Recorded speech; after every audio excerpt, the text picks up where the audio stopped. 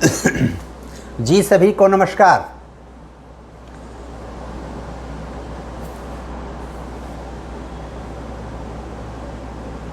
राष्ट्रीय शैक्षिक महासंघ जनपद मऊ द्वारा आयोजित आज के इस कार्यक्रम में उपस्थित आदरणीय राम प्रताप सिंह जी, कार्यक्रम में उपस्थित रूपेश पांडे जी, चंद्रापीठ मिश्र जी, उमेश चंद्र मौर्य जी, रविंद्र आर्य जी, जिन्होंने इस कार्यक्रम का संयोजन और मुझे इससे जोड़कर आप लोगों से बातचीत करने का अवसर दिया, और राजेश गुप्ता जी, अन्य बहुत सारे लोग जो दिख रहे हैं, जिनको अनेक लोगों को तो मैं व्यक्तिगत जानता हूं, व्यक्तिगत रूप से मिला हूं।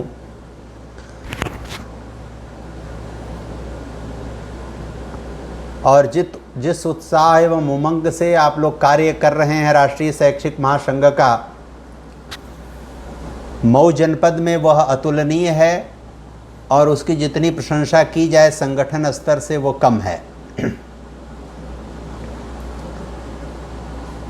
मऊ जनपद के कार्यक्रम में प्रतिभाग करते हुए मुझे प्रसन्नता की अनुभूति इसलिए भी हो रही है कि आज से लगभग 1 वर्ष पूर्व मैं मऊ जनपद के एक कार्यक्रम में गया था, और जो उत्साह उमंग शिक्षक के नाते और शिक्षक कार्यकर्ता के नाते आप सब में मैंने देखा, वो वास्तव में शिक्षा और शिक्षा जगत के लिए वही मील का पत्थर साबित होती है।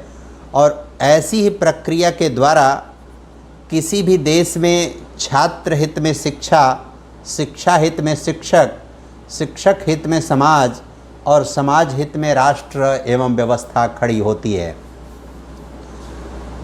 अगर शिक्षक में उत्साह न हो तो सारा समाज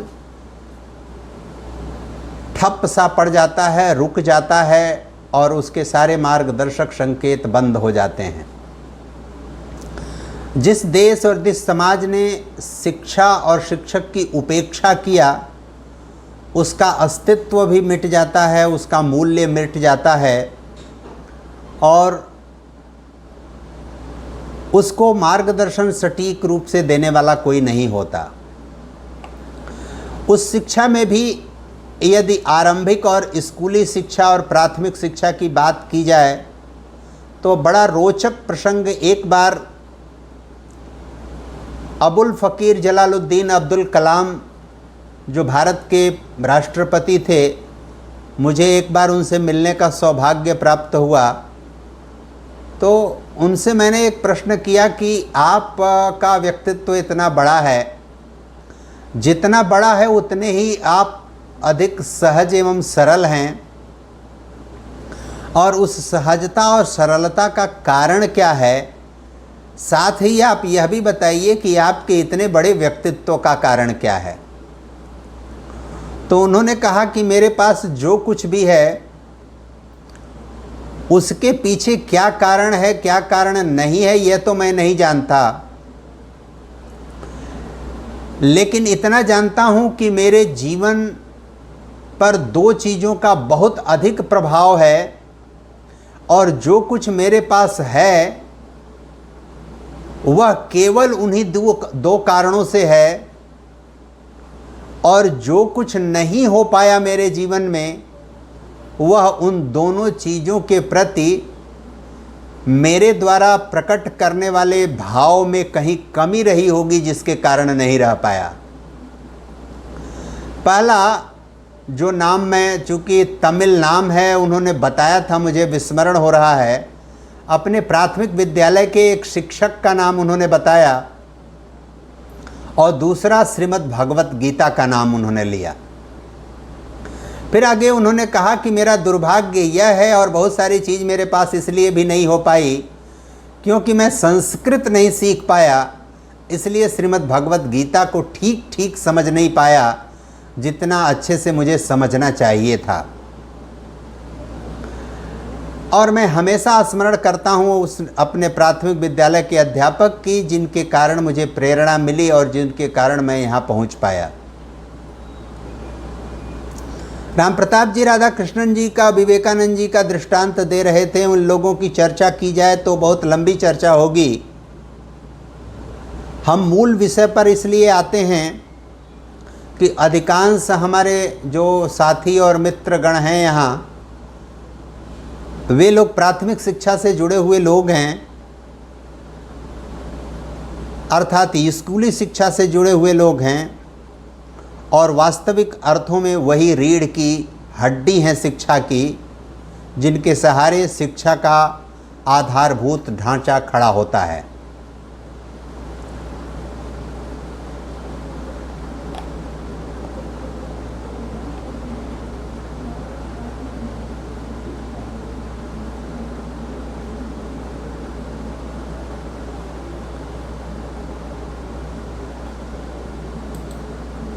मेरी आवाज़ आ पा रही है?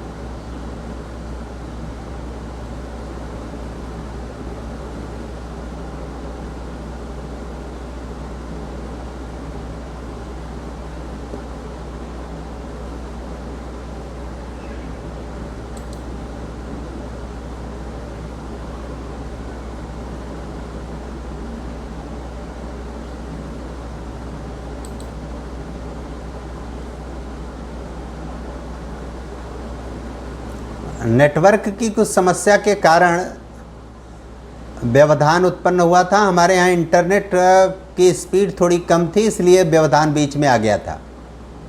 मेरी आवाज़ आ पा रही है?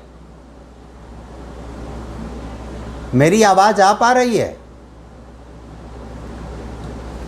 जी ठीक है।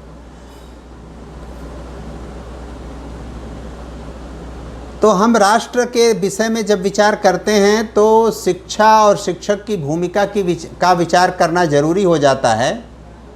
और इस दृष्टि से जब भी कोई व्यवस्था या सरकार शिक्षा और शिक्षक को दोयम दर्जे पर या प्राथमिकता पर नहीं रखती तो अनेक प्रकार की विसंगति, समस्या और संकट खड़ा होता है। मैं एक उदाहरण आपको देता हूं। मैं किसी पक्ष विपक्ष में न जाकर, किसी पूर्वाग्रह में न जाकर मैं एक बात कहना चाहता हूं, क्योंकि आप सभी सुबुद्ध लोग हैं। दुनिया में पहला महायुद्ध जो 1914 से 1920 के बीच हुआ, 19 के बीच, दूसरा महायुद्ध 1939 से 1945 के बीच हुआ। इस दोनों महायुद्धों में संयुक्त राज्य अमेरिका और सोवियत संघ, ये दो ऐसे देश थे जिन दोनों देशों का युद्ध लड़ने का पक्ष एक ही था। ये दोनों प्रतिपक्षी होकर युद्ध नहीं लड़ रहे थे और एक पक्ष से युद्ध लड़ रहे थे। इस कारण इन दोनों देशों के बीच शीत युद्ध जैसी कोई स्थिति 1945 के बाद खड़ी हो और वह वास्तव में शीत युद्ध हो, इसकी कोई जानकारी, इसका कोई आधार और इसका कोई कारण बनता नहीं है। यदि शीत युद्ध की बात पुस्तकों में की जाती है, किसी के द्वारा की जाती है, तो इसका आशय है कि वह शीत युद्ध काल्पनिक रूप से बनाया हुआ एक आडंबर है और वास्तविक धरातल पर उसका कोई आधार नहीं है। वह उसी शीत युद्ध का बहाना लेकर भारत जब देश आज़ाद हुआ 1947 में, तो अपने देश में गुटनिरपेक्षता की नीति और मिश्रित अर्थव्यवस्था लागू की गई। मिश्रित अर्थव्यवस्था लागू की गई, गुटनिरपेक्षता की नीति लागू की गई। यह बात बार बार मैं हर स्थान पर कहता हूँ।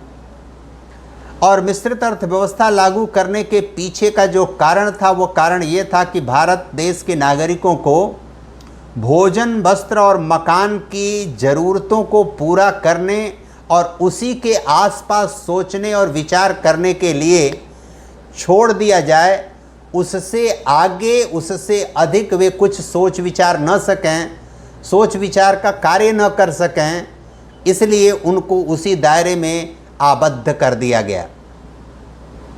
भारत में सब लोग जानते हैं, हम सभी इस बात से परिचित हैं कि भारत में भोजन, वस्त्र, मकान जो व्यक्ति की, मनुष्य की आरंभिक और मूलभूत आवश्यकता होती है, उस मूलभूत आवश्यकता के लिए हमेशा व्यक्ति समाज पर निर्भर करता है, एक दूसरे पर निर्भर करता है, अपने पड़ोस पर, अपने परिवार पर निर्भर करता है। एक की कमी दूसरा, दूसरे की तीसरा, तीसरे का चौथा, और आपस में मिलकर सभी एक दूसरे की कमी पूरी कर लेते हैं।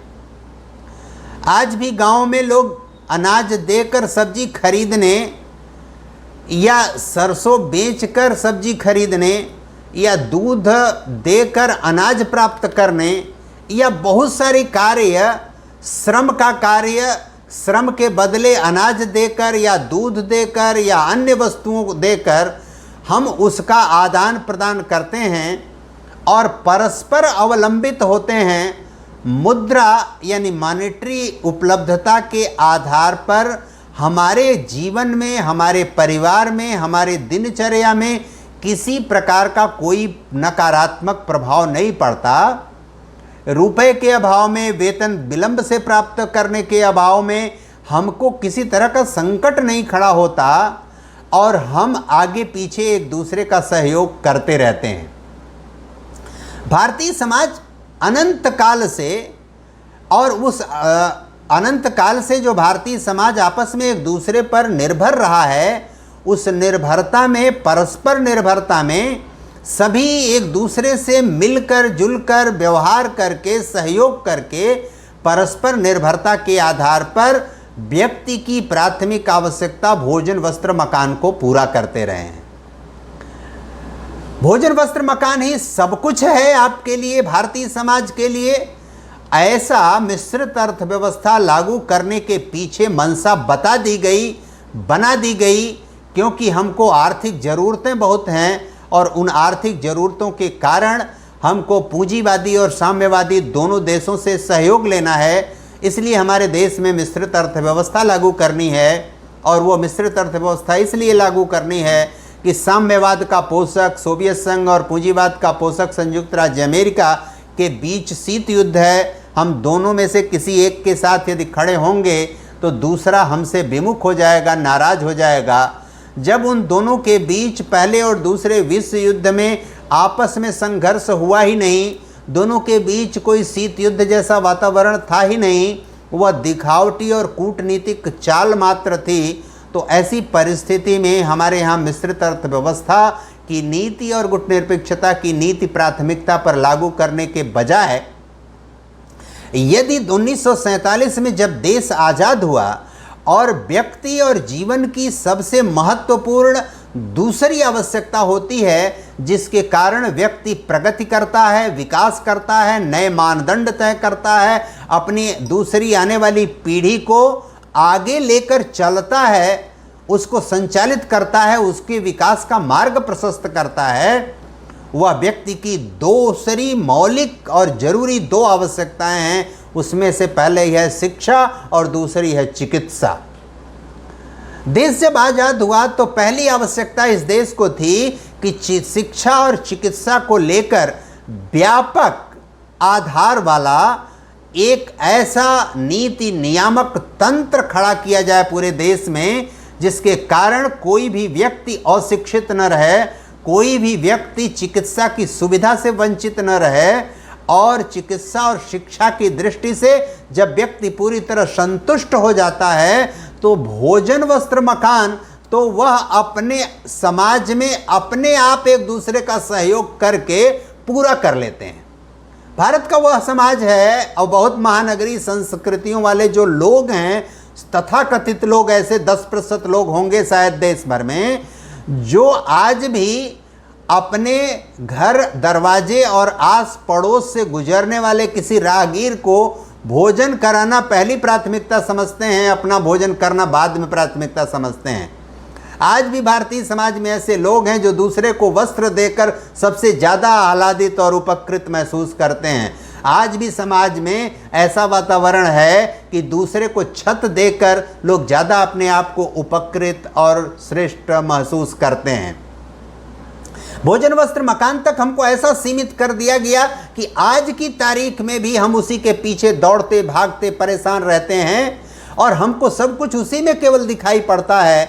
उसकी व्यवस्था तो भारतीय समाज करता ही है और इसलिए करता है। उसका उदाहरण है कि जब देश में पहली जनगणना 1871 में हुई, उस समय देश की जनसंख्या लगभग 26 करोड़ थी। उस समय जो भूखमरी का स्तर था वह बहुत ज़्यादा था, शिक्षा का स्तर बहुत कम था, चिकित्सा का स्तर बहुत नीचे था।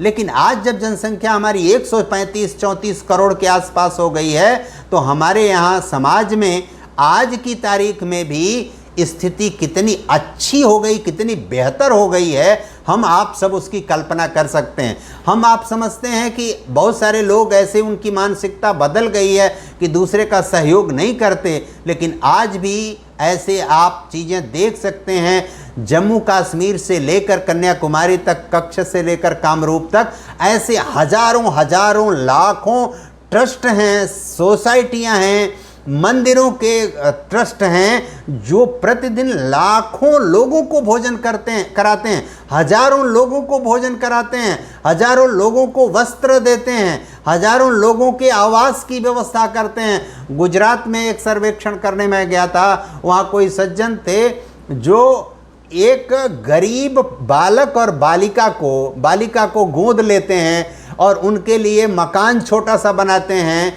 उसकी लड़की का विवाह करते हैं, विवाह करके उस मकान में शिफ्ट कर देते हैं और कहते हैं तुम अपना जीवन अब चलाओ।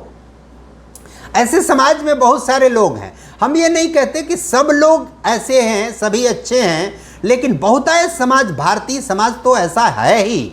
और इसलिए जो समाज का सहसंबंध आपस में था, एक दूसरे पर परस्पर निर्भरता, क्योंकि आत्मनिर्भरता होती नहीं कुछ भी, आत्मनिर्भरता की संकल्पना वास्तविक धरातल पर कुछ नहीं होती, वह परस्पर निर्भरता होती है, जिसके नाते आत्मनिर्भरता की परिस्थिति उत्पन्न होती है। एक दूसरे पर व्यक्ति निर्भर करता है। सब कुछ एक व्यक्ति, एक समाज, एक परिवार के पास हो यह संभव नहीं होता। सब कुछ एक राष्ट्र और एक देश के पास हो यह भी संभव नहीं होता।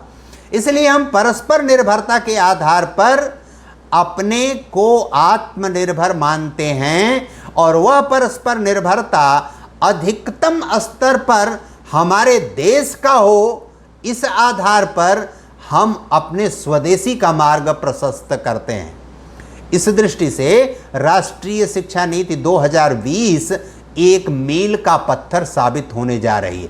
अब तक देश 1947 में आज़ाद हुआ, लेकिन 1968 तक देश में कोई 21 वर्ष तक कोई शिक्षा की नीति नहीं लाई गई, कोई चिकित्सा की नीति नहीं लाई गई, कोई ऐसी योजना रचना नहीं लाई गई हमारे देश में जिसके नाते सभी लोग चिकित्सा और शिक्षा को लेकर संतुष्ट हो सकें और उसकी पूर्णता को प्राप्त कर सकें।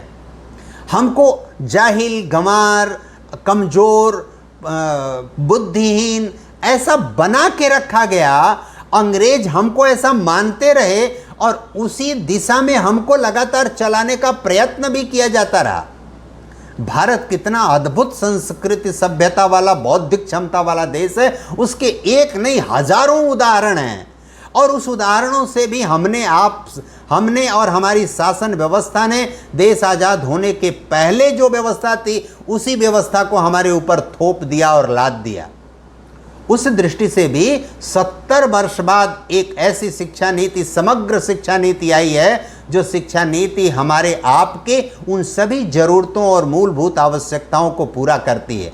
पहली बात, प्राथमिक शिक्षा और माध्यमिक शिक्षा को लेकर एक समेकित और व्यवस्थित दृष्टिकोण स्कूली शिक्षा के नाम पर लाया गया है कि व्यक्ति का, बालक का, बच्चे का आरंभिक विकास विभिन्न अवस्थाओं में होता है। 1 से 3 वर्ष के बालक का जो बौद्धिक क्षमता, शारीरिक विकास भिन्न प्रकार की होती है।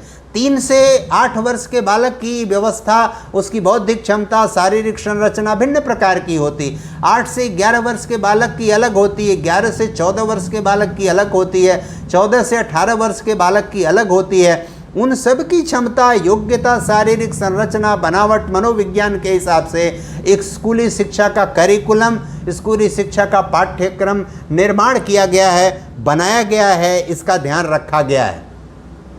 पहली बार अगर हम सरकारी विद्यालय है, यानी वित्त पोषित विद्यालय है या स्ववित्त पोषित विद्यालय है, उन दोनों पर नियंत्रण करने के लिए इस शिक्षा नीति में पहली बार प्रावधान है। क्या हमारे विद्यार्थी को, हमारे छात्र को, यदि जिस विद्यालय में वो पढ़ना चाहता है वहाँ पढ़ने में उसको किसी तरह की दिक्कत परेशानी आती है तो सरकार उसको अनुदान देकर वहाँ पढ़ाएगी, और उस विद्यालय को अगर वो निजी क्षेत्र का विद्यालय है, सरकार अनुदान देगी तो स्वाभाविक रूप से सरकार का नियंत्रण उस पर बढ़ जाएगा। सरकार का नियंत्रण बढ़ जाएगा तो वहाँ कार्य करने वाले शिक्षकों की, कर्मचारियों की सेवा शर्तों पर सरकार का नियंत्रण होगा। सरकार का नियंत्रण होगा तो उस शिक्षण संस्थान को व्यक्तिगत रूप से संचालित करने वाले भी उसके साथ गलत व्यवहार नहीं कर पाएंगे। पहली बार इस शिक्षा नीति में समग्र शिक्षा की बात की गई है। समग्र शिक्षा से आशय इस बात से है कि छात्र में, यानी विद्यार्थी में सभी प्रकार के व्यक्तित्व विकास की पूरी संभावना होनी चाहिए। समग्र शिक्षा का आशय 4 प्रकार से इस शिक्षा नीति में स्पष्ट रूप से समझाया गया है कि बच्चे का आरंभ से ही विकास शिक्षा के स्तर पर ऐसा किया जाए कि चाहे वो तकनीकी शिक्षा हो, चाहे व्यावसायिक शिक्षा हो, चाहे वो चिकित्सा शिक्षा हो, चाहे वो ह्यूमैनिटी की शिक्षा हो, चाहे साहित्य की शिक्षा हो, दर्शन कला की शिक्षा हो, जिस क्षेत्र में वो आगे चल कर बढ़ना चाहे उन सभी क्षेत्रों में उसकी सामान्य बौद्धिक क्षमता विकसित करने का अवसर उसको प्राप्त हो। उसको शारीरिक रूप से जितने भी प्रकार के खेल कूद के अवसर हैं, जितने भी प्रकार के अन्य रिक्रिएशनल क्रियाकलाप हैं, उन सब में उसको अवसर प्रदान हो कि उसके बौद्धिक क्षमता का विकास हो। समग्र रूप से उसको शिक्षा के स्तर से आगे उठाने का प्रयास, यानी सभी प्रकार की शिक्षा का समेकित वातावरण उस छात्र के सामने प्रस्तुत हो, जिससे वह स्वाभाविक रूप से चयन कर सके कि आगे हमको किस दिशा में एक विशेषज्ञता प्राप्त करके आगे बढ़ना है और बाकी शिक्षा के जो विषय हैं या साधन हैं वो कैसे हमारे लिए सहयोगी हो सकते हैं। दूसरा, पहली बार इस शिक्षा में समग्रता का दूसरा आशय स्पष्ट किया गया है कि सभी के लिए शिक्षा हो, यानी चाहे वो गरीब हो, चाहे अमीर हो, महानगरों में रहता है, दूर दराज गांवों में रहता है, उस सबके लिए शिक्षा का प्रावधान हो। जिस प्रकार की शिक्षा जो कोई अर्जित करना चाहता है उसके लिए ऐसा वातावरण सृजित करना इस शिक्षा नीति में प्रावधान किया गया है कि उस शिक्षा को ग्रहण करने के लिए उसके सामने कोई बाधा, कोई संकट, कोई समस्या न खड़ी हो। तीसरे प्रकार की शिक्षा, समग्र शिक्षा का आशय इसमें इस बात से लिया गया है कि जो भी शिक्षा ग्रहण करने वाला है उस शिक्षा ग्रहण करने वाले का उम्र कहीं बाधक नहीं बनना चाहिए। अगर वो सर्टिफिकेट कोर्स करना चाहता है किसी स्तर पर, वह डिप्लोमा कोर्स करना चाहता है, वह अब किसी स्तर पर अगर डिग्री कोर्स करना चाहता है अथवा केवल ज्ञानार्जन के लिए शिक्षा प्राप्त करना चाहता है, तो किसी भी आयु में उसको वह शिक्षा प्राप्त करने की सुविधा होगी, उसको अवसर होगा, उसको कोई मना नहीं करेगा, उसको शिक्षा प्राप्त करने की पूरी छूट होगी और तदनुसार वह शिक्षा का कार्य करेगा, शिक्षा प्राप्त करेगा। पहली बार इस शिक्षा नीति में समग्र शिक्षा के आलोक में व्यक्ति की शिक्षा का आरंभ जहाँ से होता है वहाँ से लेकर और जब तक वो अनवरत शिक्षा ग्रहण करता है तब तक सभी स्तरों पर उसको समान अवसर और सुविधा उपलब्ध कराना, सरकार ने इसको प्राथमिकता पर लिया है। पहली बार इस राष्ट्रीय शिक्षा नीति में प्राथमिक स्तर से लेकर उच्च शिक्षा तक शिक्षकों की स्वायत्तता, शिक्षकों की स्वतंत्रता, शिक्षकों के महत्व को सबसे महत्वपूर्ण और मूल्यवान समझा गया है। पहली बार इस शिक्षा नीति में उनको अवसर है कि वे उस अवसर के आधार पर अपने छात्रों का बहुमुखी विकास कर सकें, उन छात्रों को बेहतर सुविधाएं उपलब्ध कराने में अपना योगदान दे सकें। पहली बार इस शिक्षा नीति में इस बात का प्रावधान किया गया है कि उस शिक्षा नीति के माध्यम से शिक्षक स्वायत्त हो, शिक्षक स्वावलंबी हो, शिक्षक अधिकार संपन्न हो, शिक्षक अधिकार के साथ साथ अपने कर्तव्य का पालन भी करने वाला। अभी अरविंद जी चर्चा कर रहे थे रूपेश पांडे जी के विद्यालय की। यह अद्भुत, हमारे गोरखपुर में एक शिक्षक थे, जूनियर हाई स्कूल में हेडमास्टर थे। वहाँ पब्लिक स्कूलों से, बहुत अच्छे पब्लिक स्कूलों से, जहाँ 5,000 8,000 प्रतिमाह फीस देकर लोग बच्चे पढ़ाते थे, वहाँ छोड़कर उनके विद्यालय में, रुद्रपुर में उनका विद्यालय देवरिया जनपद में था, वहाँ छोड़कर उनके विद्यालय में बच्चे पढ़ना प्रीफर करते थे। अभिभावक प्रीफर करते थे, अभिभावक चाहते थे कि हमारा विद्यालय, हमारा बच्चा उस विद्यालय में पढ़े 10, 20, 50 रुपया फीस देकर, लेकिन हम 4-6 हज़ार वाले में नहीं पढ़ाएंगे। पहली बार इस शिक्षा नीति में, चूंकि हम लोग हिंदी भाषी क्षेत्र के लोग हैं, उत्तर भारत के, पहली बार हम जानते हैं कि शिक्षा को लेकर अंग्रेजियत इतनी हावी है हमारी मानसिकता पर कि हम समझते हैं यदि अंग्रेजी हमने नहीं पढ़ा तो कुछ पढ़ा ही नहीं। लेकिन आपको एक उदाहरण मैं दूं, कस्तूरी रंगन जी इस बात की बार बार चर्चा करते हैं कि दुनिया में तकनीकी विकास के, उद्यमिता विकास के जितने भी मॉडल, कार्यक्रम और योजना नए नए तरीके से सृजित किए जाते हैं, उसमें से प्रति 1,000 कार्यक्रमों में 780 कार्यक्रम, अर्थात कुल कार्यक्रमों का पूरी दुनिया का 78% कार्यक्रम केवल चीन, जापान और कोरिया के द्वारा चलाए जाते हैं या उनके तकनीकी विशेषज्ञों के द्वारा चलाए जाते हैं। और ये तीनों ऐसे देश हैं कि ये देश भाषा के मामले में किसी भी कीमत पर कोई समझौता नहीं करते। अपने यहाँ जापानीज में, अपने यहाँ कोरियन में, अपने यहाँ चीनी लैंग्वेज में ही प्राथमिक शिक्षा से लेकर उच्च शिक्षा का पूरा वातावरण सृजित है इनके यहाँ। कतई किसी भी कीमत पर अंग्रेजी या किसी भी शिक्षा का कोई बहुत बड़ा जर्नल, कोई बहुत बड़ी लेख, कोई शोध, कोई पुस्तक अगर अंग्रेजी में छपा या दूसरी भाषा में छपा तो वो उस देश में लाकर चाइनीज में अनुवाद किया जाता, अनुवाद करके फिर अपने लोगों को दिया जाता है, इसको पढ़िए, पढ़ाइए, बताइए सबको। वहाँ जो मैगजीन और जर्नल छपते हैं वो चाइनीज में छपते हैं, सब प्राथमिकता के आधार पर उसी को पढ़ेंगे।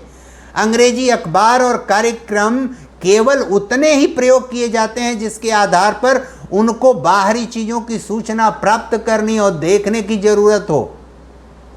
और मैं प्रत्यक्ष इस बात का साक्षी हूँ कि बीते 16, मैं बार बार इस बात की चर्चा कर रहा हूँ, 16 फरवरी से 23 फरवरी तक संयुक्त राष्ट्र संघ के एक बड़े कॉन्फ्रेंस में 2 व्याख्यान के लिए मुझे बीजिंग जाना था, 16 से 23 फरवरी 2020 में। और 5 बार चाइनीज एम्बेसी जो दिल्ली में है, चाइनीज दूतावास, उसने 5 बार मेरे आमंत्रण पत्र को बदलवाया और कहा कि जो आयोजक हैं उनसे कहिए कि इसमें ये परिवर्तन करें, ये परिवर्तन करें, ये परिवर्तन करें। और सबसे महत्वपूर्ण बात यह है कि जो परिवर्तन उन्होंने कराए और जो करेस्पॉन्डेंस पत्र व्यवहार बीजिंग से मेरे साथ मेल पर होता था, उस सभी पत्र व्यवहार में पहले चाइनीज लिखा होता था जो मुझे कतई समझ में नहीं आता था, और फिर उसके नीचे अंग्रेजी में लिखा होता था जो मैं समझकर करेस्पॉन्डेंस करता था, पत्रचार करता था उनके साथ। लेकिन जो 5वीं बार परिवर्तन दूतावास ने कराया वो बड़ा रोचक है। रोचक इस अर्थ में है कि चाइनीज़ दूतावास ने मुझे, दिल्ली के दूतावास ने मुझे मेल किया कि जो आपका पत्र है, इस पत्र में आयोजकों के हस्ताक्षर चाइनीज में नहीं अंग्रेजी में हैं, उनके हस्ताक्षर भी चाइनीज में होंगे, तभी हम आपको वीज़ा दे पाएंगे। हमारे देश का यह नियम है, कानून है। जब मैंने उनको मेल किया इस आशय का कि हमको आप दूसरा भेजिए, नहीं तो मुझे वीज़ा नहीं मिल पाएगा, उन्होंने संशोधन करके 3 घंटे के अंदर मुझे दूसरा निमंत्रण पत्र मेल किया। जब मेल किया तो तुरंत मैंने उसको चाइनीज़ दूतावास को फॉरवर्ड किया, लेकिन साथ ही दूसरा मेल फिर मैंने बीजिंग किया कि मैं आ रहा हूँ, लेकिन मेरी ये शर्त अब होगी कि अब तक मैं वहाँ अंग्रेजी में अपना व्याख्यान देने वाला था, लेकिन अब आऊँगा तो मैं संस्कृत में अपना व्याख्यान दूंगा। अगर आपको स्वीकार है तो मैं आऊँगा, अन्यथा अब मैं अपना आना स्थगित करता हूँ। वहाँ से 2 बार रिक्वेस्ट किया गया कि नहीं, हमारे यहाँ संस्कृत का कोई वक्ता नहीं है, इसलिए हमारे यहाँ कोई व्यवस्था नहीं की गई है कि आपका उसमें ट्रांसलेशन किया जाए, क्योंकि जिस भी भाषा में सुनने वाले लोग, बोलने वाले लोग हैं, सबके लिए ट्रांसक्रिप्शन की वहाँ व्यवस्था ऑटोमेटेड थी। संस्कृत की हमने कोई व्यवस्था नहीं की है। आपको भी अपना भाषण बदलने में असुविधा होगी। हमने कहा मुझे कोई असुविधा नहीं होगी, आपको अगर ये शर्त मंजूर है तो मैं आऊँगा, शर्त मंजूर नहीं है तो मैं नहीं आऊँगा। उन्होंने कहा कि ठीक है, आप आइए, हम संस्कृत में आपका व्याख्यान आयोजित करेंगे। उन्होंने स्वीकार किया। मुझे वीज़ा की फॉर्मेलिटी मेरी पूरी होते होते 4 फरवरी को मेरे पास मेल आया कि कोविड-19 के कारण 3 महीने के लिए वह सेमिनार स्थगित किया जाता है। और 3 महीने स्थगित हुआ। उसके 3 इंटरनेशनल कॉन्फ्रेंस अब तक हो चुके, लगातार वो स्थगित होता जा रहा है। मुझे लगता है जनवरी के बाद वो फिर आयोजित होगा। लेकिन भाषा को लेकर इतना बड़ा आग्रह, आप सब शिक्षक हैं, जानते हैं कि पूरी दुनिया में शिक्षा के जितने भी सिद्धांत हैं, सभी सिद्धांत यह कहते हैं कि हमारे यहाँ जब तक व्यक्ति अपनी मातृभाषा में शिक्षा नहीं ग्रहण करेगा, तब तक उसका पूर्ण व्यवस्थित समग्र विकास नहीं हो सकता। जब तक वह अपनी मातृभाषा में शिक्षा ग्रहण नहीं करेगा, तब तक वह दूसरी भाषा ठीक प्रकार से नहीं सीख सकता। मैं अनेक स्थानों पर इस बात को कहता हूँ। लोग कई बार कहते हैं कि ये इससे अहंकार भी झलकता है, लेकिन फिर भी मैं ये बात कहता हूँ, आप सबसे क्षमा प्रार्थना करते हुए, कि मैं हिंदी भाषी पढ़ा हुआ व्यक्ति हूँ। मैं गांव में प्राथमिक विद्यालय में पढ़ा हुआ व्यक्ति हूँ, शुद्ध प्राथमिक भारतीय विद्यालय में पढ़ा हुआ व्यक्ति हूँ। मुझे किसी से अच्छी और अधिक अंग्रेजी नहीं आती है, तो किसी अंग्रेज से और अंग्रेजियत का पालन करने वाले व्यक्ति से कम और खराब अंग्रेजी भी नहीं आती है। और इसके लिए किसी हमको कन्वेंट स्कूल में या किसी नर्सरी स्कूल में पढ़ने की ज़रूरत नहीं पड़ी। हमको भाषा सीखनी है तो भाषा सीखने के हमारे बहुत सारे अवसर हो सकते हैं। पहली बार राष्ट्रीय शिक्षा नीति 2020 में भाषा को लेकर, अपनी संस्कृति को लेकर, अपनी लोक कलाओं को लेकर, अपनी स्थानीय बोली और भाषा को लेकर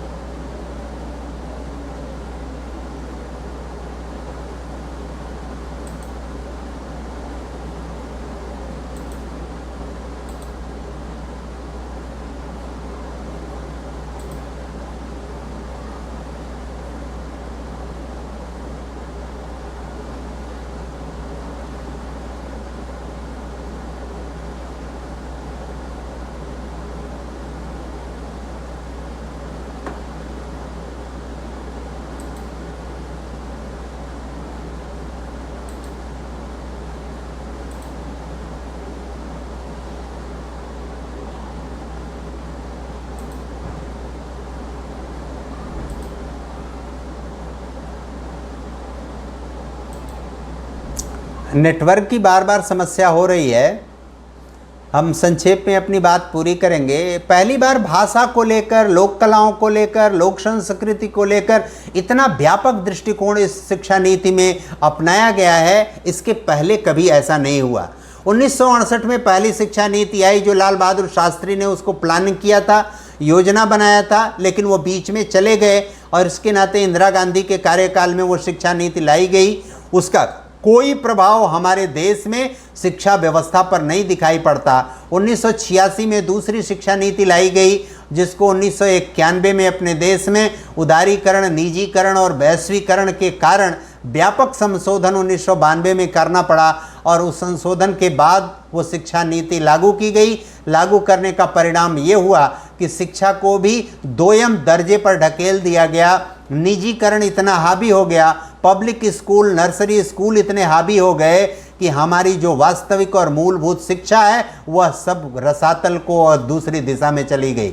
और उसी का परिणाम है, और बार बार इसका मैं उल्लेख करता हूँ, सरकारी स्तर पर लोगों से इसकी चर्चा करता हूँ, पत्र व्यवहार करता हूँ, कि हमारे प्राथमिक और आरंभिक स्कूल के जो शिक्षक हैं, शिक्षकों की इतनी कमी है वहाँ, और विद्यालय अधिक खोले जा रहे हैं। एक शिक्षक, दो शिक्षक हमारे प्राथमिक विद्यालयों में हैं, और वो प्राथमिक विद्यालय में शिक्षक हैं, वो शुरू से लेकर छोटी गोल, बड़ी गोल, जिसको अंग्रेजी में LKG UKG कहते हैं, वहाँ से लेकर 5वीं तक, 8वीं तक सारे वो कक्षाओं को वो पढ़ाते हैं। पढ़ाना ही नहीं है उनके पास, केवल उनको चुनाव ड्यूटी करना है, उनको मतगणना करना है, उनको जनगणना करना है, बाल गणना है, आपदा प्रबंधन में भी उनको योगदान करना है, जलाई, कटाई, निराई, गुड़ाई, बाढ़ में भी उनको सहयोग करना है, पोलियो ड्रॉप भी उनको पलवाना है, मिड डे मील भी बनवाना है, उनको संकुल का भी काम देखना है, SDI साहब और ग्राम प्रधान के पीछे घूमकर बिल वाउचर पर दस्तखत भी कराना है। पढ़ाने के अलावा उनके पास सारे कार्य हैं। बावजूद इसके उनका जो परफॉर्मेंस है आज भी पब्लिक स्कूल और नर्सरी स्कूलों से बहुत अच्छा है और बहुत सुंदर है, बहुत अच्छा और यशस्वी कार्य वो करते हैं। उनको अगर पढ़ाने का दायित्व आपने दिया है तो पढ़ाने का ही दायित्व केवल दीजिए, शिक्षकों की कमी को दूर कीजिए और जो बाकी कार्य हैं वो दूसरों के हवाले करिए।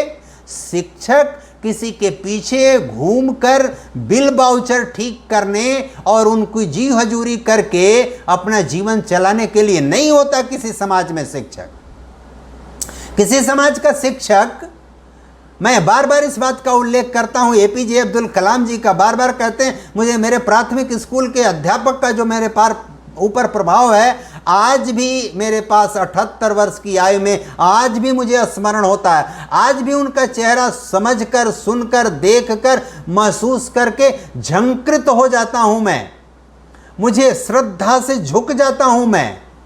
वह भाव, इस शिक्षा का वातावरण सृजित करना पड़ेगा। अगर हम नहीं सृजित कर सकते, हमारे जो मेरे प्राथमिक विद्यालय में शिक्षक थे और राम सकल यादव जी अभी भी जीवित हैं, 80 वर्ष आयु है उनकी, हमारे गांव के पड़ोस के हैं।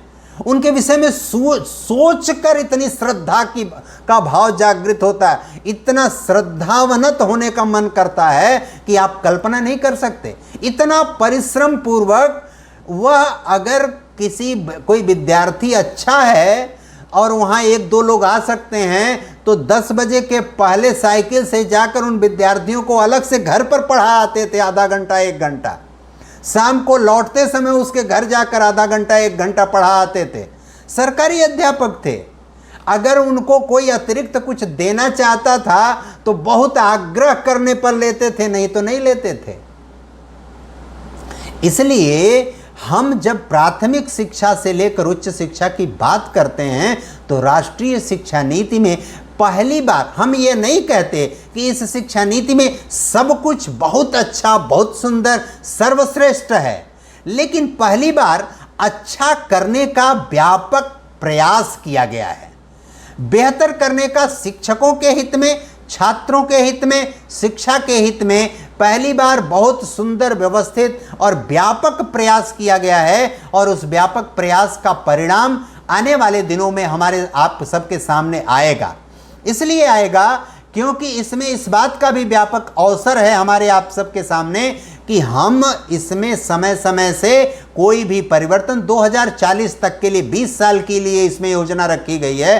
समय समय से जो सुझाव, जो परिवर्तन, जो इसमें रचनात्मक हम सुझाव देना चाहें, उस सुझाव के आधार पर इसमें संशोधन करने का प्रावधान और व्यवस्था की गई है। पहली बार इस शिक्षा नीति में इस बात की व्यवस्था की गई है कि शिक्षकों के आधार पर, छात्रों के आधार पर, अभिभावकों के आधार पर, प्रशासनिक मशीनरी के आधार पर, सरकार के आधार पर, परिवेश के आधार पर जो 7 प्रकार के लोग शिक्षा को जुड़ते हैं और शिक्षा से प्रभावित होते हैं और शिक्षा को प्रभावित करते हैं, उनकी सबकी सहभागिता इसमें सुनिश्चित की गई है। पहली बार 5.5 साल लगातार होमवर्क करने के बाद देश के विभिन्न स्थानों पर कार्यक्रम आयोजित करके सबका विचार प्राप्त किया गया है इस शिक्षा नीति को बनाने में, और सबके आधार पर एक समेकित, व्यवस्थित, सुसंगत शिक्षा नीति बनाई गई है। भारत के लोग, भारत के छात्र, भारत के विद्यार्थी, भारत के अध्यापक कितने श्रेष्ठ और कितने उत्कृष्ट हैं, उसका 2 उदाहरण देकर मैं अपनी बात पूरी करूंगा। आप जानते हैं कि जो 1 इंच लंबा, 1 इंच चौड़ा और 0.1 इंच मोटा पहले मेमोरी कार्ड आता था, हम लोग मोबाइल फ़ोन में यूज करते थे। मोबाइल फ़ोन छोटा छोटा हमारे आप सबके हाथ में उपकरण है, इसकी बार बार मैं चर्चा करता हूँ, वो भारत की देन है। आपके हाथ में जो मोबाइल फ़ोन एंड्रॉयड उपकरण है वो भारत की देन है। हम सब जानते हैं कि पूरी दुनिया के लोग योग का आज अनुसरण करके, उसका पालन करके आगे बढ़ने की कोशिश कर रहे हैं। संयुक्त राज्य अमेरिका में सरकार ही नहीं, वहाँ के लोग लगभग 1450 घोषित व्यवस्थित तंत्र के रूप में योग केंद्र संचालित करके उससे आजीविका प्राप्त कर रहे हैं, स्वास्थ्य सुविधा प्राप्त कर रहे हैं। यह सब भारत के लोगों की योग्यता, क्षमता की देन है। लेकिन उनको इतना हतोत्साहित कर दिया गया, इतना हीन माना गया, इतना दयनीय माना गया। एक चीज हमेशा ध्यान में रखिए, जब किसी व्यक्ति को बार बार उसकी गरीबी की, बार बार उसके हीन भावना की, बार बार उसकी कमजोरी की आप चर्चा करेंगे और आप सोचेंगे कि वो नारा बुलंद करेगा, जयकारा लगाएगा हमारा, तो इससे आप उसका कल्याण और उद्धार नहीं करते हैं। उसके मनोविज्ञान को, उसके आने वाली पीढ़ी को हमेशा हतोत्साहित और नीचा करते हैं।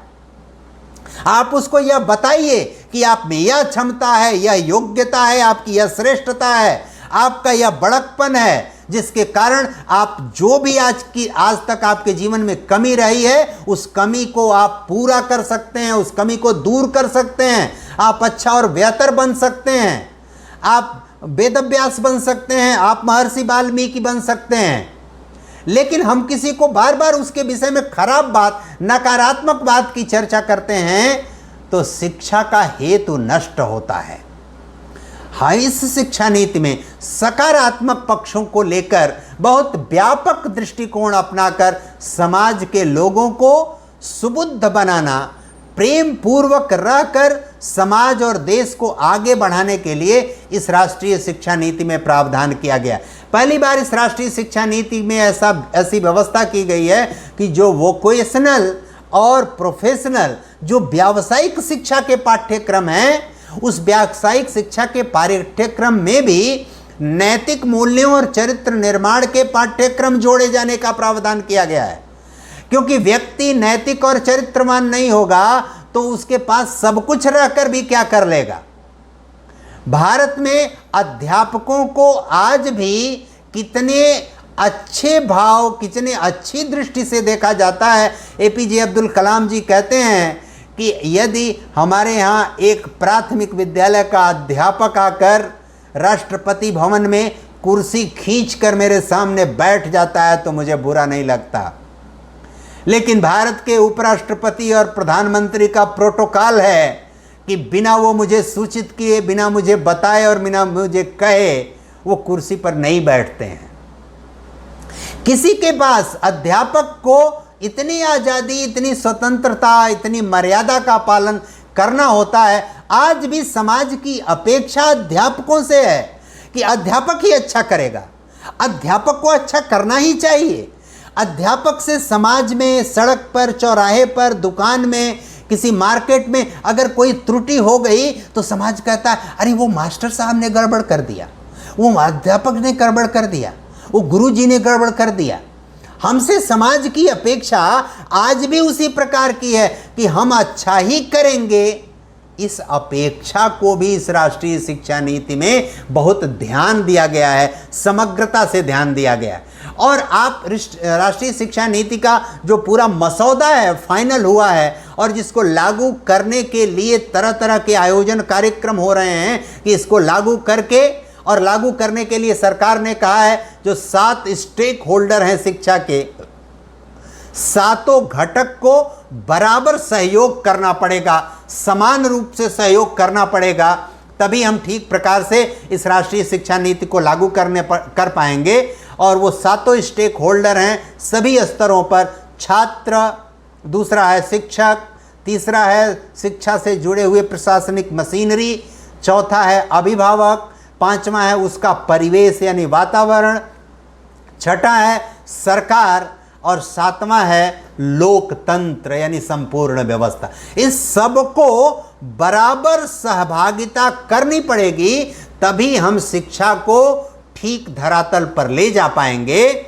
हमारे देश की शिक्षा व्यवस्था सर्वोत्कृष्ट होगी तो बाकी जितने भी प्रकार की बुराई, विकृति और समाज में है, वो सारी बुराई और विकृति दूर होगी, नष्ट होगी। इसलिए पहली बार इतना चिंतन मंथन करके कोठारी कमीशन आया, राधाकृष्णन कमीशन देश में आया, मजूमदार कमीशन आया, ज्ञान आयोग आया, उन सब का आखिर हुआ क्या? परिणाम कुछ नहीं था। इतना चिंतन मंथन करने के बाद अपने देश में एक ऐसी शिक्षा नीति आई है कि जिसमें सब कुछ अच्छा नहीं है। बार बार कहा जाता है श्रेष्ठ लोगों द्वारा कि सब कुछ अच्छा किसी भी चीज में नहीं होता। दुनिया में कोई भी जीव, तत्व, पदार्थ, वस्तु, नियम, कानून ऐसा नहीं होता जिसमें सब कुछ अच्छा हो। दुनिया में कोई भी जीव, तत्व, पदार्थ ऐसा नहीं होता जिसमें सब कुछ बुरा हो। लेकिन जो उपलब्ध है उसमें, उपलब्ध में सबसे अच्छा कौन है, उसका हमको चयन करना होता है। हम बाजार में कोई चीज खरीदने जाते हैं, प्राप्त करने जाते हैं, तो उपलब्ध चीजों में जो बेहतर है उसकी तलाश करते हैं। जो उपलब्ध है उसमें अच्छा क्या है उसकी तलाश करते हैं। इसलिए उपलब्ध अब तक की शिक्षा नीतियों में यह सबसे व्यवस्थित शिक्षा नीति है। समाज के प्रत्येक वर्ग को, प्रत्येक व्यक्ति को, सभी लोगों को साथ लेकर चलने की बात इसमें की गई है। अपनी मातृभाषा में, अपनी भाषा में, अपनी लोक संस्कृति में, अपनी लोक कलाओं को आगे बढ़कर उसको शिक्षित करने, उसके से संबंधित शिक्षा ग्रहण करने, उसका प्रचार प्रसार करने की हम सबको छूट और आज़ादी प्राप्त है। शिक्षकों के महत्व का इसमें अवमूल्य नहीं किया गया है। पहली बार इस बात को हमको समझना, हमको सुनी सुनाई बातों में न पढ़कर कि लोग ये निजीकरण हो जाएगा, ये हो जाएगा, वो हो जाएगा, ये नुकसान, वो नुकसान हो जाएगा, ऐसा कुछ भी नहीं होने वाला है। सभी लोग जो इस तंत्र, इस व्यवस्था से जुड़े हुए लोग हैं, सभी लोग उन सारी चीज़ों को देख रहे हैं, जान रहे हैं, समझ रहे हैं। शिक्षकों के हितों की रक्षा करना, और जो बेनिफिशरी है यानी शिक्षा का जो सबसे बड़ा पक्ष, लाभार्थी वर्ग है, वो छात्र है। शिक्षक और छात्र के हितों की रक्षा करना सर्वोच्च प्राथमिकता पर रखा गया है इस राष्ट्रीय शिक्षा नीति में। इसका हमको, आप सबको ध्यान रखना चाहिए। और जो 4 खंडों में बांटकर इस शिक्षा नीति में बात की गई है, उसमें 8 बिंदु ऐसे हैं जो स्कूली शिक्षा को लेकर बहुत व्यापक चर्चा वार्ता में आए हैं। उसमें पहला है प्रारंभिक बाल्यावस्था देखभाल और शिक्षा, यानी सीखने की नींव कैसी हो उस पर अध्यापकों को और छात्रों को फोकस करके व्यापक दृष्टिकोण अपनाया गया है। कैसे बेहतर तरीके से छात्र सीखे और उसमें किसी भी प्रकार की बाधा न उपस्थित हो, इस शिक्षा नीति में ऐसा प्रावधान किया।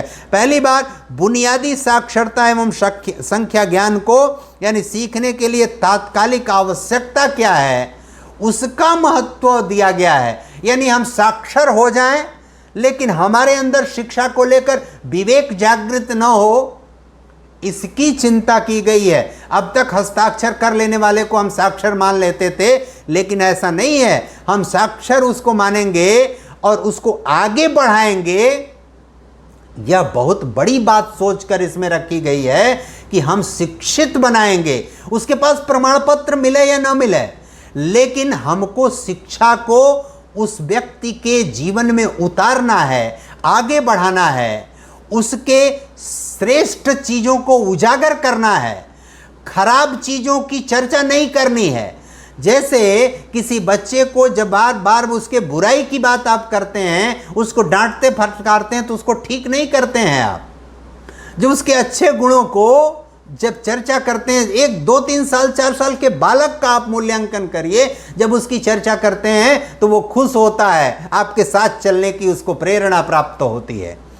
तीसरी बात, ड्रॉप आउट बच्चों की संख्या को कम करना और सार्वभौमिक शिक्षा को बढ़ाना, यानी बच्चे फेल ना हो, संपूर्ण समग्र विकास हो बच्चों का, इसकी चिंता हमको करनी है।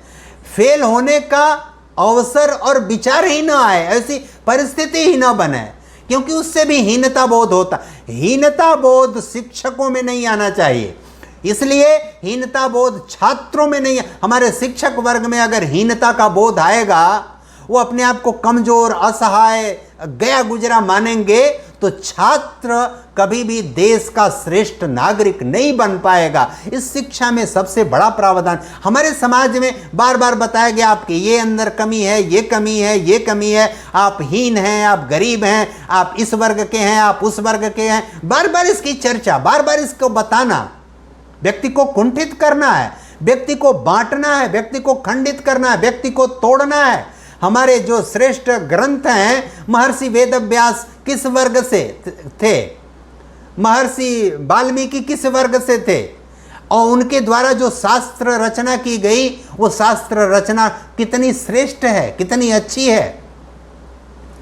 हमारे समाज में कहीं भी जो अच्छा हुआ है उसकी चर्चा करिए, जो बुरा हुआ है उसकी चर्चा मत करिए, क्योंकि बुराई कहीं भी हो सकती है। अच्छाई जहाँ है उसको पकड़कर, उसको लेकर हमको आगे बढ़ना है, और जहाँ अधिकतम अच्छाई है उसको सर्वाधिक प्रमोट करना है हमको। यह जब हम करेंगे तभी हम समाज और देश हित में काम कर सकते। हमको परस्परावलंबन का भाव खड़ा करना है समाज में। भोजन, वस्त्र, मकान जो प्राथमिक आवश्यकता है वह समाज केंद्रित हो। समाज एक दूसरे पर निर्भर होकर आत्मनिर्भरता का वातावरण खड़ा कर सके, ऐसा वातावरण हम सबको इस शिक्षा नीति के माध्यम से पैदा करना है। शिक्षक, आप देखिए, प्राथमिक शिक्षा का जो 5वां बिंदु है स्कूली शिक्षा का, वो केवल और केवल शिक्षक केंद्रित है। शिक्षकों के बारे में बात करता है, शिक्षकों के यश के बारे में, शिक्षकों के वैभव के बारे में, शिक्षकों के मनोविज्ञान के बारे में, शिक्षकों की सेवा शर्तों के बारे में, शिक्षकों के भविष्य के बारे में। आप उस शिक्षा नीति को पढ़िए तो उसके मसौदे का जो आरंभिक खंड है, पहला खंड है, उस आरंभिक खंड का जो 5वां बिंदु है पूरी तरह शिक्षकों पर केंद्रित है। 6वां बिंदु है समता मूलक और समावेशी शिक्षा की बात की गई है। समता मूलक शिक्षा का मतलब यह है कि प्रत्येक बच्चे को समान अवसर प्राप्त होगा शिक्षा के लिए। समान अवसर का मतलब है चाहे वो बच्चा गरीब होगा, चाहे अमीर होगा, चाहे जिस भी वर्ग से होगा, उसको समान अवसर दिया जाएगा। उसको संसाधनों की कमी के कारण अवसर से वंचित नहीं होना पड़ेगा। इसलिए समता मूलक और समावेशी शिक्षा यानी सभी के लिए शिक्षा, यानी योग्य है, काबिल है, तेज तीक्ष्ण बुद्धि वाला है, लेकिन उसको बढ़ने का अवसर नहीं मिला। इस शिक्षा नीति में ऐसा प्रावधान है कि आप उसको बढ़ने का अवसर दे पाएंगे। लेकिन फिर बार बार इसकी चर्चा की जाती है कि इस शिक्षा नीति को लागू करने के लिए सबको सकारात्मक सोच के साथ आगे आना पड़ेगा। छात्र को, अध्यापक को, अभिभावक को, समाज को, प्रशासनिक मशीनरी को, किसी भी स्तर पर किसी के भी द्वारा अगर कोई उसमें लेकिन रह गया, किसी के भी द्वारा उसमें कमी रह गई, तो हम शिक्षा को आगे नहीं बढ़ा पाएंगे। इस शिक्षा नीति को ठीक ठीक लागू करना बहुत जरूरी है। अच्छे प्राविधान होने से ही कुछ नहीं होगा, हम ठीक ठीक लागू करेंगे तब इस शिक्षा नीति को आगे ठीक से बढ़ा पाएंगे। स्कूल कॉम्प्लेक्स और क्लस्टर के माध्यम से कुशल संसाधन और प्रभावी गवर्नेंस देना, यानी एक स्थान विशेष पर विशेषज्ञता हासिल करते हुए शिक्षा को बढ़ाना। यानी जैसे आसपास एक ऐसा विद्यालय है जहां जूनियर हाई स्कूल है, जहां प्राथमिक विद्यालय है, जहां विशेषज्ञता प्रकार का ऐसा जूनियर हाई स्कूल है, जहां प्रयोगशाला आदि हैं, ऐसा उच्च शिक्षा के केंद्र हैं जहां विज्ञान के, कला के, साहित्य के, कृषि के, चिकित्सा के सभी प्रकार को इस तरह का वातावरण सृजित किया गया है पहली बार इस राष्ट्रीय शिक्षा नीति में। जितने भी प्रकार की विकृति है वो सहसा अचानक एकाएक दूर नहीं हो जाएगी। अचानक से आप निजीकरण को पूरी तरह समाप्त नहीं कर पाएंगे, अचानक से सब कुछ बंद नहीं कर पाएंगे, अचानक से सब कुछ अच्छा नहीं हो जाएगा। लेकिन पहली बार अच्छा होने, अच्छा करने, अच्छा बनाने का सुनियोजित प्रयास शुरू हुआ है। और यह एक बात तय जानिए कि यह शिक्षा नीति अगर ठीक ठीक लागू हो गई तो बहुत जल्दी परिणाम हमारे आप सबके सामने देखने को मिलेगा, जानने को मिलेगा, हमारे आप सबके सामने आएगा इसका परिणाम। और पहली बार अगर निजीकरण के विद्यालय भी हैं, अगर पब्लिक स्कूल भी हैं, तो वहां के भी अध्यापक के सेवा शर्तों के साथ कोई खिलवाड़ नहीं कर सकता। ऐसा नहीं कि उनको जब चाहे निकाल बाहर करे, जब चाहे अंदर करे, जब चाहे बाहर करे, जब चाहे जितना चाहे उतना वेतन दे, जितना चाहे उतना वेतन वापस ले ले।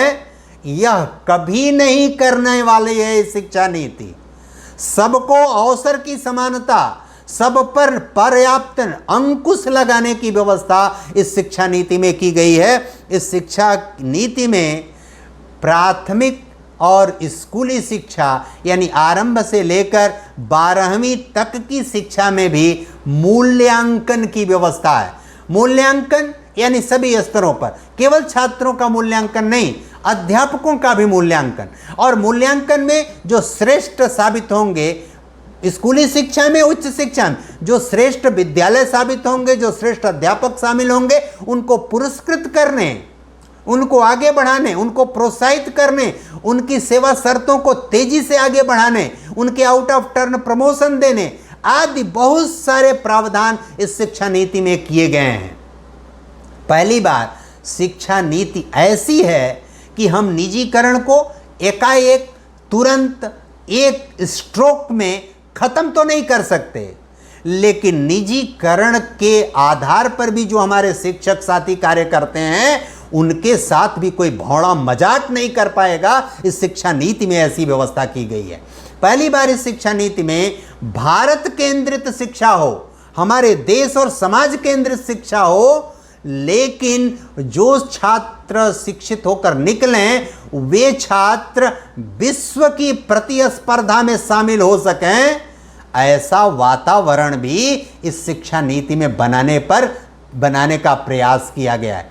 इसलिए हमको इस रूप में इसको स्वीकार करके इसको ठीक ठीक प्रकार से कैसे लागू हो, अच्छे प्रकार से 100% कैसे यह लागू हो, कैसे व्यवहार में आए, कैसे प्रशासनिक मशीनरी के जो दुर्विसंधि है, प्रशासनिक मशीनरी में जो खामियां और गड़बड़ियां हैं, प्रशासनिक मशीनरी में हमारे अंदर भी जो अनेक बार कमी होती है, हम एसडीआई के पास, हम डिस्ट्रिक्ट इंस्पेक्टर ऑफ स्कूल के पास हम बार बार जाते हैं, हम उनको बाध्य और मजबूर करें कि वो हमारे सामने सजदा करें, हमारे सामने सरेंडर करें, क्योंकि हमारे जैसा ही कोई अध्यापक पढ़ाकर उनको वहाँ पहुँचाया हुआ है। इस तरह का वातावरण यदि हम सृजित करेंगे, हमको अपनी गरिमा से कोई खिलवाड़ नहीं करनी है, हमको अपनी गरिमा बनाकर रखनी है। हमारी सेवा शर्तों से कोई खिलवाड़ नहीं कर पाएगा, हमको आगे बढ़ने से कोई रोक नहीं पाएगा। राष्ट्रीय शिक्षा नीति पर सभी पक्षों को लेकर, उच्च शिक्षा को लेकर, जो तकनीकी शिक्षा है उसको लेकर, जो तात्कालिक समस्याएं हैं उन तात्कालिक समस्याओं को लेकर बहुत विस्तार से व्यापक चर्चा की जा सकती है। भारत में असीमित और व्यापक संभावना है। एक उदाहरण मैं दूंगा कि आज भी भारत के लोग दुनिया को लोहा मनवाने के लिए विवश कर रहे हैं। संयुक्त राज्य अमेरिका के पिछले 4 राष्ट्रपति के चुनाव अनिवासी भारतीयों के वोट से निर्णायक हो रहे हैं। अफ्रीकी बहुत सारे देशों में भारतीय लोग जो अनिवासी भारतीय हैं उनके आधार पर वहाँ की सरकारों का गठन हो रहा है। पूरे यूरोप में आप चले जाइए, पूरी दुनिया में भारतीय लोगों का डंका बज रहा है। हम हीन भावना से निकलना चाहिए हमको। पूरे संयुक्त राज्य अमेरिका में आप चले जाइए, भारतीय लोगों का डंका बज रहा है। भारतीय रहन सहन, खान पान, लोकगीत, लोक संस्कृति का कितना तेजी से बोलबाला बढ़ रहा है, उसकी हमको चिंता करनी पड़ेगी, विचार करना पड़ेगा। और वह अस्थाई भाव तभी आएगा जब हम अपनी इस राष्ट्रीय शिक्षा नीति को, क्योंकि अब तक जितनी भी देश में नीतियां और कार्यक्रम लागू किए गए हैं, पहली बार इतनी व्यवस्थित, सुविचारित, व्यापक शिक्षा नीति आई है। और हम यह आशा करते हैं, सरकार से निवेदन करते हैं कि आने वाले समय में चिकित्सा को के भी इसी तरह का व्यापक नीति उसको अपनाने की आवश्यकता है। भारत के लोग हर प्रकार का सहयोग करने को तत्पर हैं, तैयार हैं। बहुत सारे अच्छे लोग ने बहुत बड़ा योगदान इस देश के लिए किया है। इस अर्थ में राष्ट्रीय शिक्षा नीति पर आप लोगों ने इतनी लंबी व्यवस्थित चर्चा किया, हमको बोलने का अवसर दिया। बहुत कुछ और बहुत कुछ कहने का मेरी इच्छा है, बहुत लंबी चर्चा करने की इच्छा है। एक एक बिंदु पर बहुत व्यापक संदर्भों पर और शिक्षकों के बारे में व्यापक चर्चा करने की मेरी इच्छा है, लेकिन लंबा समय लगेगा। कभी मौका आएगा, कोविड-19 की समस्या से निजात मिलेगी तो हम और चर्चा वार्ता करेंगे। कोई भी संकट, समस्या और दिक्कत परेशानी हो तो उसका सुझाव लिखित रूप में हर जगह पहुंचाइए। 10 लोग पहुंचाएंगे, हर बात हमारी मान ली जाए ये संभव नहीं है, लेकिन मानी जाएगी, स्वीकार की जाएगी, आने वाले समय में स्वीकार की जाएगी, यह तय है। इस शिक्षा नीति में इतनी फ्लेक्सिबिलिटी, इतना डायनामिज्म है। इस बात का उल्लेख करते हुए आप सब लोगों ने मुझे इतने ध्यान से सुना और मऊ जनपद से मेरी प्रियता इतनी बढ़ी है। पिछली बार जब अजीत सिंह जी लेके गए थे, राम प्रताप सिंह जी हैं और कई लोग हमारे इतने आत्मीय हो गए हैं, इसमें सबका नाम मैं नहीं ले पा रहा हूँ, तो मुझे बहुत अच्छा लगा। सुंदर अवसर आप लोगों ने दिया, आप लोगों से चर्चा वार्ता करके। आप सभी लोग यशस्वी हों, देश और समाज की विकास में योगदान कर सकें। नकारात्मक बातों से निकलकर आपसी प्रेम और भाईचारे के भाव में हम समाज और देश का बड़ा कल्याण और भला कर सकते हैं। हमेशा व्यक्ति अच्छा या बुरा होता है, कोई समाज, कोई समुदाय अच्छा बुरा नहीं होता है। इस बात का हमेशा ध्यान रखना चाहिए और हम ऐसा ध्यान रखकर अपने श्रेष्ठ अधिकार की भी हम बार बार दबावपूर्वक चर्चा करेंगे। हम अपने कर्तव्य का ठीक से पालन भी करेंगे। इस शिक्षा नीति को लागू करने में अपना सर्वश्रेष्ठ योगदान करेंगे। इतना निवेदन करते हुए अपनी बात पूर्ण करते हैं। धन्यवाद। नमस्कार सभी को।